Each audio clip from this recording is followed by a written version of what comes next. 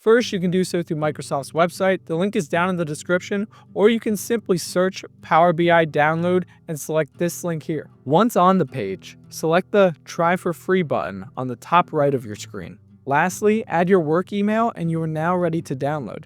Note, if you do not have a work email, download option number 2 is going to be much easier. The second method of downloading Power BI is doing so right on the Microsoft Store on your computer. To do this, select the Start button in the bottom of your screen and search Microsoft Store. Once open, simply search Power BI Desktop in the search bar and then download the application. When the application is finished downloading, you'll be able to open it by selecting the Windows button again, but this time searching Power BI. When you first open Power BI, you'll be granted with this screen welcoming you to the application. On the right side, it includes some links on news, blogs, forums, and the tutorials are great. This is going to be the first of several tutorials in our Power BI playlist here on this channel, so I encourage you to check those out, and if you have additional information, there's plenty of good information in these tutorials right here. If you enjoyed this video, this is the first of numerous videos in our Power BI playlist, where you go from never opening the tool to being an expert 1 minute at a time. I highly recommend you check it out.